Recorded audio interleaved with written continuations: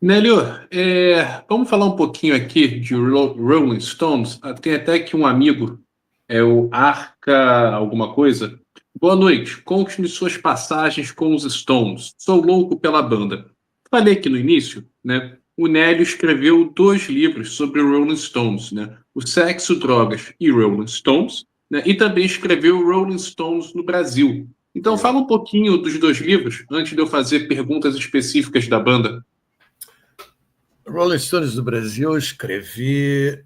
Foi o primeiro livro que eu escrevi, porque, bom, além de eu adorar Stones, né, eu percebi que algumas, alguns fatos sobre a passagem do Mick Jagger e Keith Richards pelo Brasil nos anos 60, eles eram contados de uma maneira que não representava bem o que aconteceu, porque misturavam as coisas. Diz que o Keith Richards teve com o Mickey na Bahia, o que não é verdade. Isso até em matéria publicada lá fora. E aqui mesmo no Brasil, quando as pessoas se referem, os caras estiveram aqui nos anos 60, né? Os dois foram para a Bahia, foram. Não é bem assim.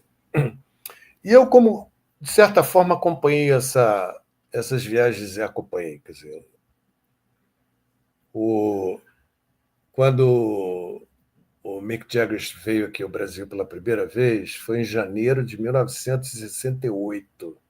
Ele veio com a namorada dele na época, que era Marianne Faithfull. E até então, ninguém vinha tocar no Brasil, quase ninguém passava por aqui para tocar.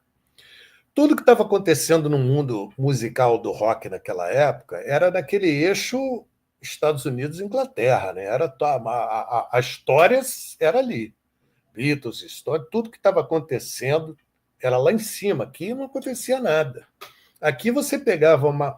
Rapaz, era tão diverso de hoje. Né? Hoje você quer saber o que está acontecendo na Groenlândia, você vê agora no computador. Naquela época, sem nada disso. Então, uma pessoa mais nova que estiver vendo, imagine um mundo que não tem nada disso. E as matérias que saíam aqui eram poucas em revista. Imagem, para você ver, não tinha videoclipe, não tinha nada disso. Não tinha MTV, não tinha nada. Então, quando você via a imagem de uma banda, era uma foto que saía numa revista, no jornal, negócios assim. E eu, depois de muitos anos, falei, pô, eu preciso contar essas histórias nas passagens dos Stones. Stones, quer dizer, como membros isolados, né, sem a banda, e a banda. Eu preciso contar essas histórias, sempre foi uma vontade minha de contar. Porque quando o Jagger esteve aqui a primeira vez, eu tive lá no hotel. Eu peguei autógrafo com ele. E você vê um cara daquele, para mim já era do topo do topo do topo. Você vê um cara desse na sua frente, naquela época, quando ninguém vinha aqui. Então era uma coisa assim de outro mundo. Era como se você, aquela história que estou te falando, né? A história da música pop, de tudo, festivais, Monterrey, era tudo lá em si, Estados Unidos e Inglaterra, Estados Unidos e Inglaterra, nada vinha aqui. Quando um cara desse chega aqui e entra aqui, é como se um pedaço da história, eu não sei se eu estou fazendo me entender, como se um pedaço da história tivesse exato, você tivesse participando naquele momentinho fugaz da história, porque o cara que pertence à história está ali do seu lado, está ali na sua frente, aquilo é verdade, não é só o que você vê no rádio, ou que você ouve na música, no disco, o que você lê na revista. O cara está ali, existe, está na sua frente, ele está ali naquele momento, e para você, você entrou na história naquele momento, aquele pedacinho. Depois então eu vi isso, eu fui lá, eu acompanhei tudo que eu podia guardar de informação que era publicado em rádio e revista, e jornal e revista, eu guardava. Eu tenho pastas e pastas e pastas de arquivos dos Stones, por exemplo, e de outras bandas. Então eu guardava tudo. Então eu acompanhei isso, cada coisa que saía do Jagger aqui. Depois ele voltou, nesse mesmo ano de 68, ele voltou com a Marianne Faithfull no final de dezembro, junto com Keith Richards e a então mulher do Keith, que era a Anita Pallenberg, atriz e tal. E os dois vieram para cá, ficaram um pouco tempo no Rio, depois foram para São Paulo, uma série de peripécias que eles fizeram por aí. Eu estive no hotel, novamente, peguei autógrafo deles todos, dos quatro. Teve um dia que eu fui expulso do quarto do. Eu ia entrando direto no quarto do Mick Jagger, um outro dia, e com os amigos, assim, eles estavam tocando, fazendo coisa, quando via aquela invasão, assim, saia expulsando a gente. Então eu vi essas coisas, eu acompanhei isso. E resolvi contar essas histórias, porque, pô, Stones, os caras dos Stones do Brasil, em 68, muita gente não sabe o que aconteceu, como é que foi aquilo. Eu conto isso tudo ali. E depois as outras visitas, né? Mick Taylor veio aqui, ficou na casa do Arnaldo Brandão, no Joá, no Vidigal. O Charlie Watts veio aqui em 75. 75 o Mick Jagger voltou com a Bianca Jagger em 75 e gravou no estúdio da Poligram na Barra da Tijuca. Gravou uma música chamada Scarlet, que o Dade participa, o Antônio Adolfo, aquele músico, participa. Eu conto tudo isso, está no livro, contado lá, dessa participação, e eu acompanhei mais uma vez isso tudo de novo. Depois, em 75, ele chegou em final de 75, ficou 75, começo de 76 lá.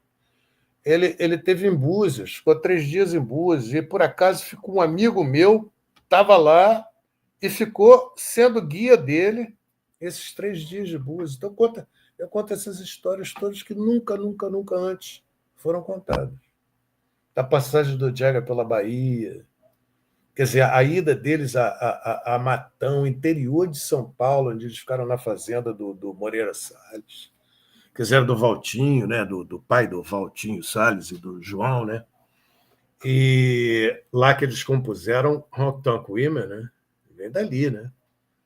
Quer dizer, a música era um country rock, está no disco do single, mas rock tem a versão Honky Tonk.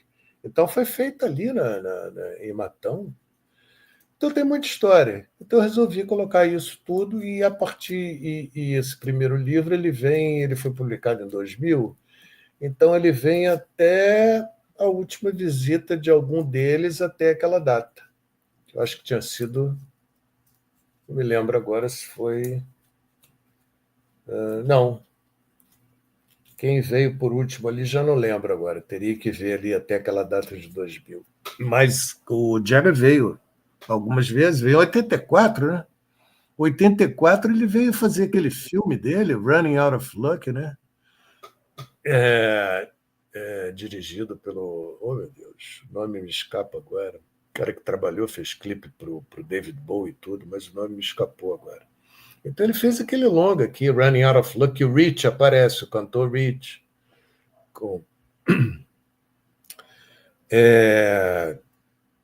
Porque ele estava lançando o primeiro álbum solo dele, então ele veio fazer esse filme aqui. Então tem muita história que eu acho que valia a pena ser contada, sobretudo porque se trata de uma banda historicamente relevante, importante pra caramba, vamos dizer a verdade. Né? E a passagem deles, por exemplo, a Sympathy for the Devil, ela foi adquirindo aquele ritmo mais batucado e tal, porque o Jagger tinha visto o samba de roda na Bahia e tinha visto aquela lavagem do Senhor do Bonfim, aquelas festividades que envolviam um pouco daquela cultura baiana, né? E daqueles batuques e tudo. Então, esse batuque foi terminar em Sympathy for the Devil, daquele jeito. Que ele, em matérias depois, que foram publicadas depois, e em entrevistas, que para ele aquilo era o samba, para ele. Se a gente não acha que é, mas para ele aquilo teria sido um samba. Então você vê conexões entre. Conexão maior, ele tem um filho brasileiro. Aí. Enfim, então essas histórias estão. E aí, depois, com o Zé Emílio Rondô, que é um grande jornalista, não sei se você conhece, escreveu na Pop, na Bis, escreveu em tudo que é lugar. O Zé Emílio me convidou para escrever o livro que terminou sendo intitulado Sexo, Drogas e Rolling Stones, onde eu insiro nesse livro essas histórias do Brasil e atualizo, porque ali tem muito mais, que o livro foi publicado bem depois, né, esse outro. Ele é esse aqui, ó. Esse livro tem atualização, tem histórias que depois eu descobri melhor ainda como é que foi a passagem do cara pela Bahia. conseguimos fotos do Jagger na Bahia. Quer dizer, uma coisa que no primeiro livro que eu fiz do Rolling Stones do Brasil, que é esse, que, na verdade, eu estou querendo ver se eu tomo coragem com um amigo meu para atualizar esse livro e alguém publicar novamente. Né? Mas aí pegando até agora, pegando o último show deles aqui no Maracanã, que foi em 2016, se não me engano, porque eu estava até lá nos bastidores também. Estava com uma coisinha VIP. Cara, nos bastidores é uma doideira. Tinha nego da Itália. Tem gente que acompanha os Stones, o mundo todo já conhece a turma. E vem lá para... O Matt Lee, que é um dos maiores colecionadores de memorabilia e material dos Stones do mundo, que lançou um livro ano passado sobre esse material todo que ele tem dos Stones, né? Ele estava aí também. Estava lá nos bastidores. É incrível isso. Você encontra pessoas que acompanham os Stones, cara, nos bastidores dos shows dos Stones, de todo mundo. Então tem muita história para contar ainda. Por falar em muita história para contar, Nélio, quem te mandou um afetuoso abraço e que também tirou uma casquinha aí do Mick Jagger, não sei se foi na primeira ou na segunda vez que ele veio ao Brasil, foi o nosso querido mestre Alamo Leal. Ah, o Álamo, claro, porra. O Álamo.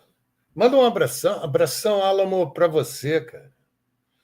Álamo morou lá na Inglaterra, e o Álamo sabe tudo, e conheceu tanta gente, Stones, o cara é uma fera também. Alamo é incrível. Aliás, o Álamo estava lá, né? Ele foi lá no Copacabana Palace também, em 68. Ele foi lá. Ele estava lá, viu os Stones, o Mick Jagger lá, o Keith Richards. Ele tem lá a foto eu não conhecia ele nessa época, né? Mas ele estava lá. Ele tem a foto lá com o Mick Jagger na praia, ele me mostrou outro dia. É, exatamente, ele estava lá. Ele, Zé da Gaita. Isso, o Zé da Gaita também estava? Zé da Gaita. Então, no meu livro tem uma foto deles. O Copacabana Palace tinha umas lojinhas ali na frente, ainda tem, eu acho, loja de joia, de bijuteria, tá tudo ali na lateral do Copacabana Palace. Então, eles entraram ali. O Mick, o Keith e a Anitta, eu acho.